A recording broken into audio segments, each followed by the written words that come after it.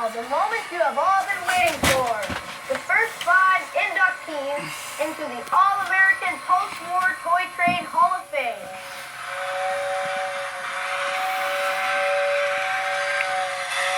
Number 5, the NW2 bell-ringing Santa Fe Switcher. Introduced in 1949, the smooth-running engine left a lasting impression on any boy who ever played with it. The 6220 switcher had operating couplers and running lights at both ends. It was a fine engine and had that old-fashioned feel of quality that you don't get with today's toys. Number 4, the biggest post-war diesel ever made, the twin-motored Fairbanks Morris Trainmaster.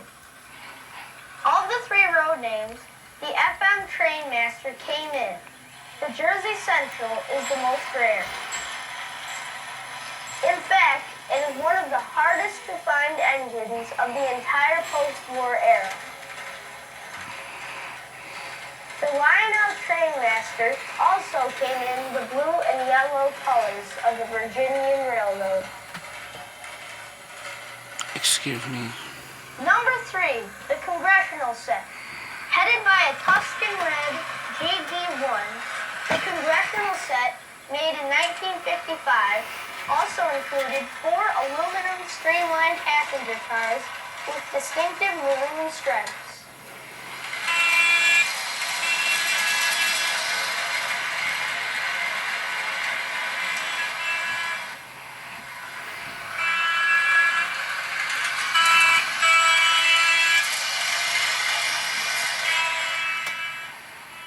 Number 2, the 50th anniversary 773 Hudson with Irvington cars. The mighty Hudson came with smoke and magnet traction. Lionel introduced the 773 Hudson in 1950 as part of their 50th anniversary celebration. Lionel brought back the 773 Hudson in 2000 as part of their 100th anniversary celebration. And now, for number 1, drum roll, please.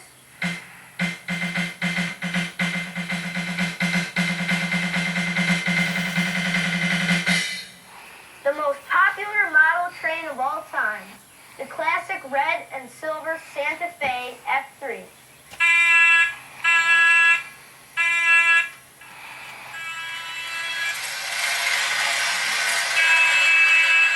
The Santa Fe was cataloged for 18 years and is the engine that most kids dreamed about.